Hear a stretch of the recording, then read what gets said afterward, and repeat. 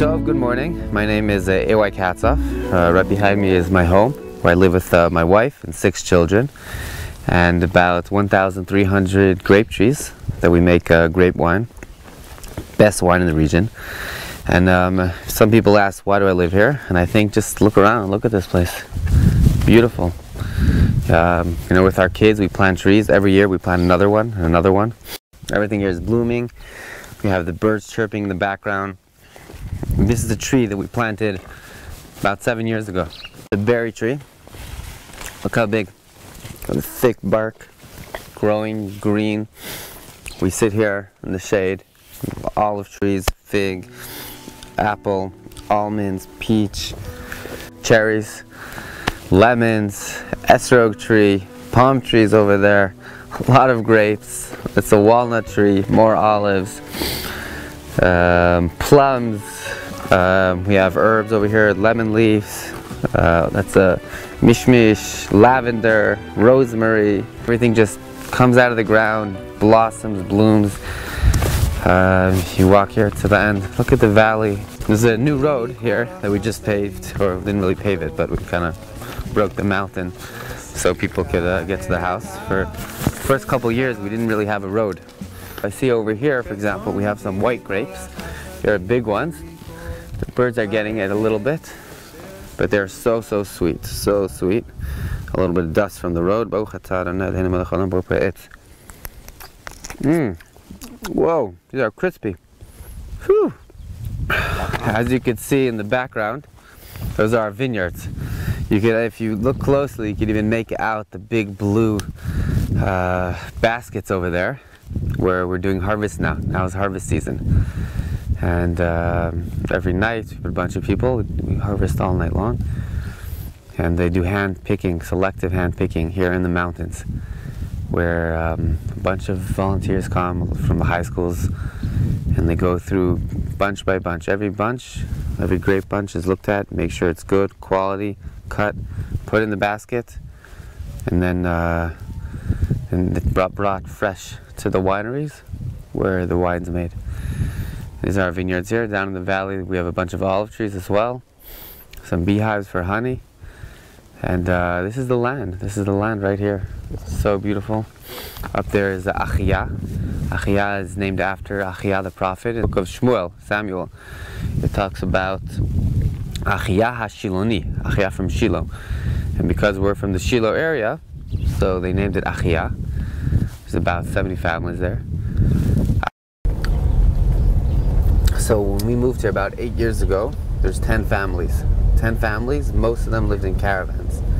Now, as you can see, we're mostly houses and over 70 families. Most of them are built houses. These are the houses here. And when we came to settle the land, there was nothing here. It was desert, zero. No trees, no terraces. Here the mothers bring the children to the kindergarten right here in Esh Kodesh. Every year we have to build another kindergarten because there's not enough room. This bus is actually the first family that lived here. When they came up here in 1999, it was a bunch of single guys, and they lived here in tents. So every night you had to have somebody else be all night long in the security tower to protect the perimeters. And one of the guys who lived here, so it was Thursday night, and his girlfriend wanted to go out with him. He said, but tonight's my night to be in the tower. And she said, but Thursday night's my only night off. So he said, well, why don't you come and spend the night do guard with me in the security tower? So they were all night long guarding. And then as the sun rose right over that mountain over there, he goes down on his knee and proposed. And that was the first couple, the first family that lived here. And when they got married, they're like, we can't live in a tent anymore, we need something more stable. But it was illegal to build. So that's that bus. That was the first family, and now they live here right across in that house with stones with 12 children. So if you look over there to the west, that village is called Jalud.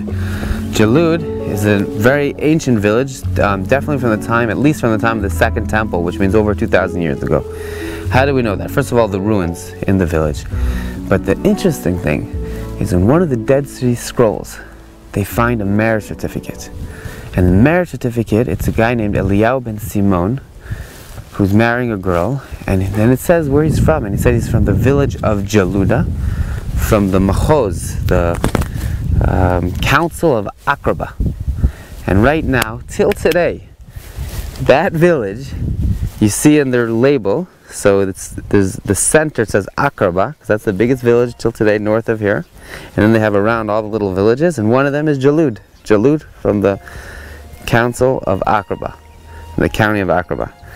And then this guy whose marriage certificate must have ran towards the desert during the uprising against the Romans, and his marriage certificate stayed there for over 2,000 years till somebody found it in a cave right here in Jalud.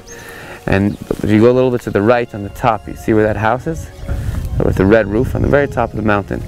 That house is actually built in the center of a city with ruins that was destroyed in the times of the Romans on the uprising. Until today, that's called Jabal Enena, the mountain of the eye. Now, you see, if you read in Shimon ben Giora, who is the first uprising before Bar Kokhba, he was from a place called Jarish, which is the next village over, also from the county of Aqraba, and it says that he goes to a small city named Ayin, and he builds a wall around it. And that wall stayed till the destruction of the Romans. The Romans destroyed it. And the remnants of the wall are still there till this very day. You go there, and it's like a hilltop just like this, and all around it you have like piles of rocks, like ruins from a very clear wall from the exact period of Shimon ben Giora, the first uprising against the Romans in the Second Temple period. This is the synagogue in the center. So this is the shul that we built here. When we moved here, so the whole shul was just this back room right here. This back room was the whole shul, and we had a lot of room. Now, we added all of this, and you come here on a Friday night, and there's not even room to stand. Forget about sitting. Not even room to stand. And the shul here is built by us. Every person did something. Somebody who knows how to do wood did the woodwork. Somebody does the floor did the floor. So there's a window guy did the windows. Every person here did his little part in the synagogue. Now, a lot of times people ask me about security. They ask me why I walk around with a gun. The sad reality is that there's a lot of people out there that they will try to kill us just because we're Jewish and we're here in the land. It's a sad reality, but my children go to school in a bullet and bomb-proof bus every day, and they're not allowed to go to school in a regular bus because school buses are targets here. They're a target for terrorists. And, we have to at least do what we could do to protect ourselves. So some people ask why I have a Smith & Wesson and not like a Glock. So the truth is, a Glock's a nice gun also. It's a cute gun. My wife has a Glock. But, we need something a little bit bigger, stronger, just in case. But hopefully, God willing, we never have to use it. That's what we're hoping for. But we have to hope for the best, but prepare for the worst. Okay. These walls were built, this is how they used to build back in the day, about 2,000 years ago, the thick stone walls. And we kind of like built it here, just, But when we came here, there's nothing here. Zero. Not a tree planted. So, sometimes people come and they claim, oh, you're on somebody else's land. There's nothing here. Nobody could claim that they were ever here. And any place where there's maybe the land was plowed or an old terrace or some trees planted, here automatically Israel crosses out that land on the map and they call it private land. And nobody's allowed to build on it, even if there's nobody that claims the land. So we're more strict than anywhere else in the world. If you have land that nobody's touching and nobody claims, so you're able to, so it's obviously not private. But here, even if there's no claim, it's still considered private land. Because even if it could be that the terrace was built 2,000 years ago. No, private land. And that's just to make sure to be extra careful that nobody will ever come and say that we took someone's land. Did it help? Definitely not. We try as much as we can that the children should not feel any security tension. They should know anything. If there's security tension, it should be on the outside, not on the inside. Nobody should know. And we try to build nice parks, and even on the bulletproof buses, we paint them nice so they shouldn't feel that they're in a bulletproof bus. And my children, they'll come out by themselves, they'll walk to the park, they'll play here, they'll come home alone at the end of the day. They don't feel any security tension whatsoever. It's very important also for their health, for their mental health. So as you can see, right under me, this is all solid bedrock. Solid bedrock from the mountain. And that's how all the mountains here are in the area.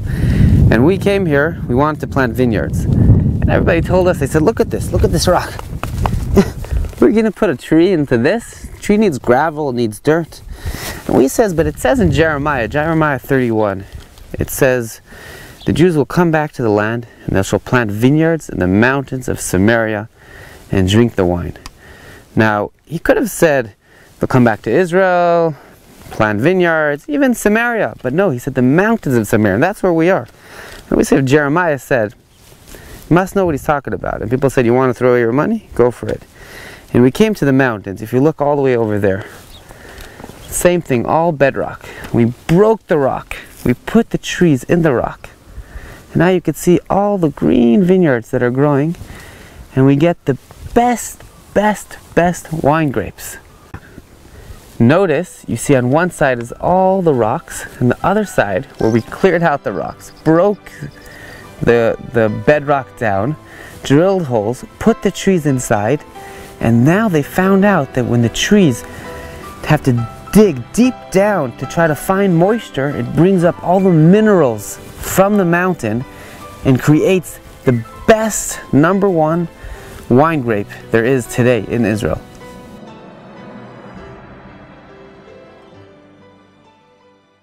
This is the first road where all the trailers were put down. You see on the right the trailers. And the first 5 trailers were actually put down here by the government, by Ariel Sharon. And for a while, that's all there was. There was just 5 trailers. Peace and prosperity, giving you tikva, hope.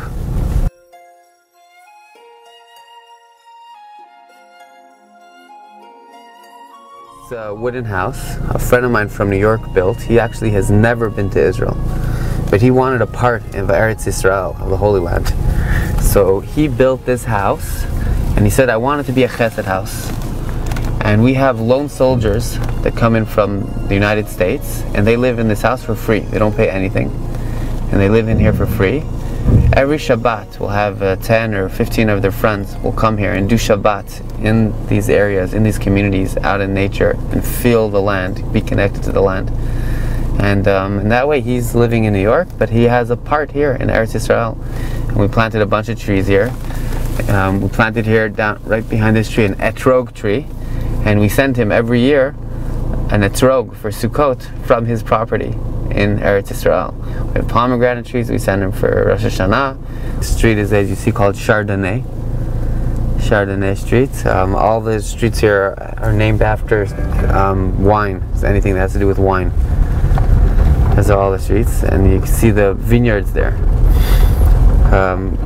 Right in front of us, you see about 120 dunam of vineyards. And those vineyards are actually in contract with a lot of big wineries in Israel. They all, for their special top of the line reserve bottles, they come here and take grapes from here for the reserve bottles. Because at the end of the day, the grapes here are just unbelievable.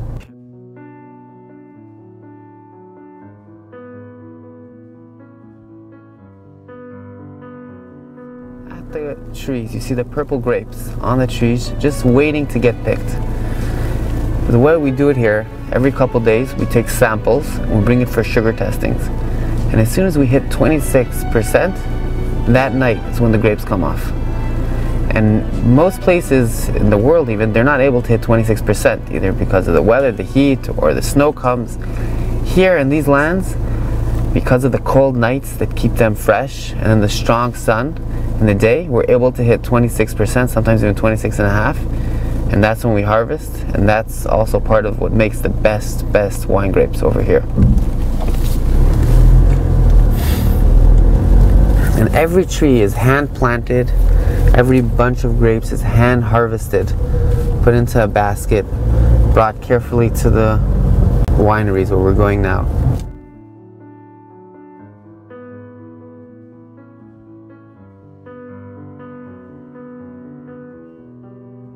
The grapes come in here. The first batch just came in here this week, and they go into the vat. And he comes here at least twice a day and mixes it while they're being fermented to get all the flavors from the peels and the pits and everything inside the grapes, the color, and you can smell the strong fermenting smell.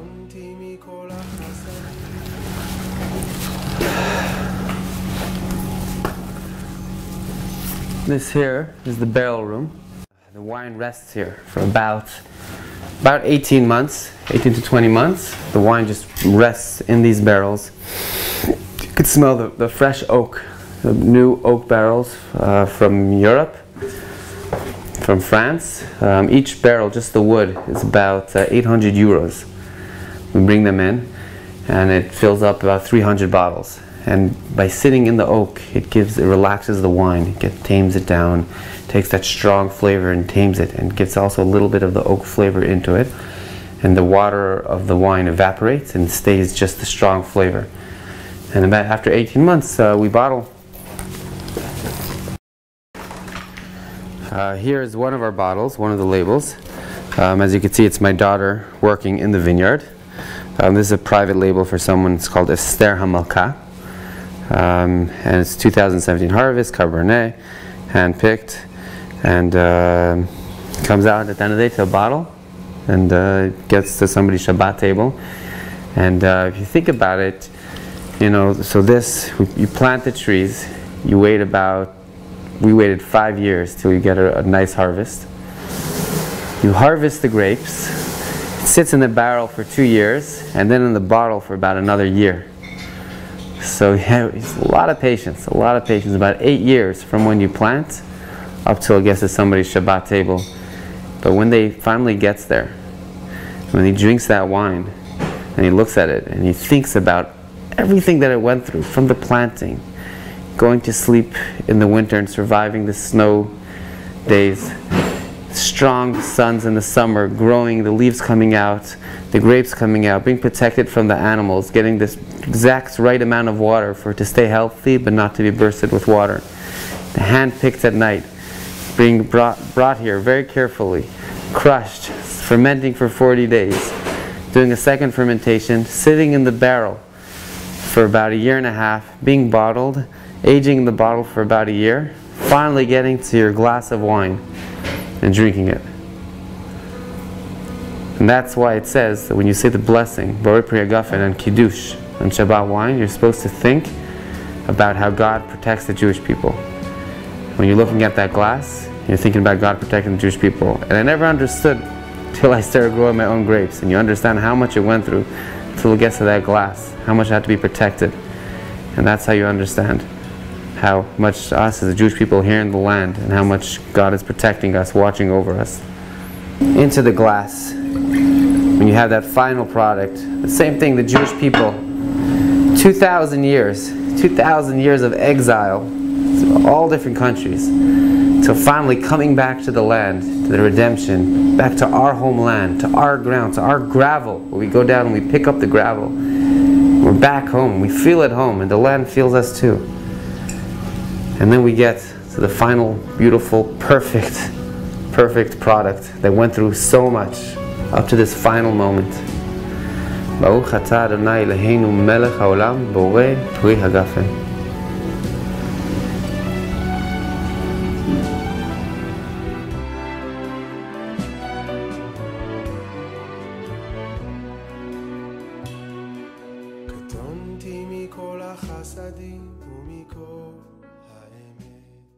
Shalom friends, my name is Nati Rom. I live in Esh Kodesh, in the heartland, in Judea and Samaria.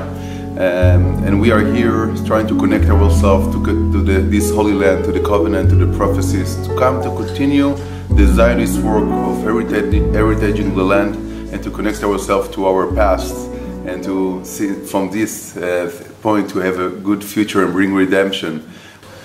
After our military service, we came a few boys to this area. We live in a car for a year and a half, without electricity, without water.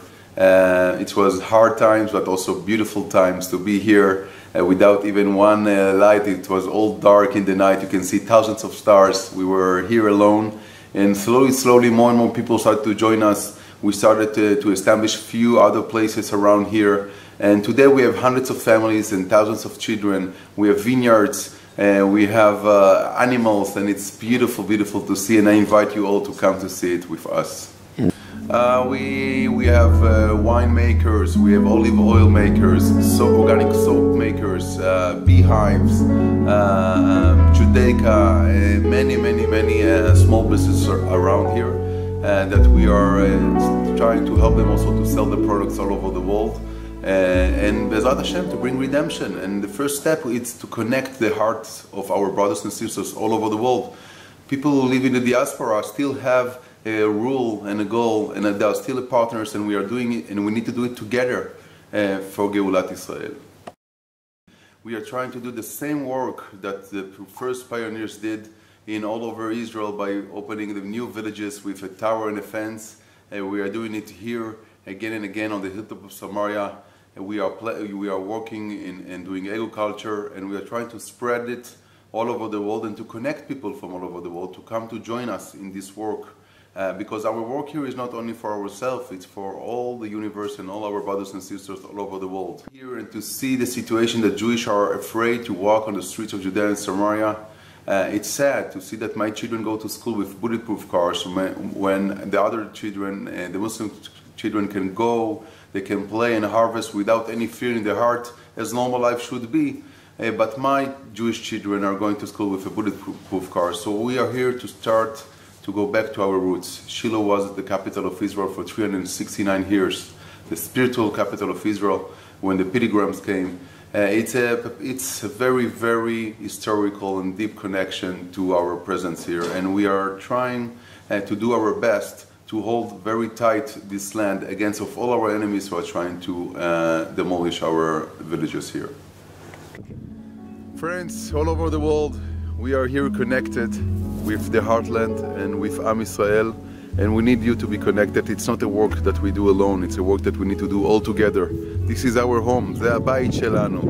Come and visit, you are more than welcome to come, be in touch, and come to see the heartland of Israel. You can see how beautiful is the landscape. There is so many beautiful things, so every piece of history, every place that you go here you find something else, so many secrets, so many beautiful landscape, and I'm inviting you to come and to join and to connect to this beautiful heartland.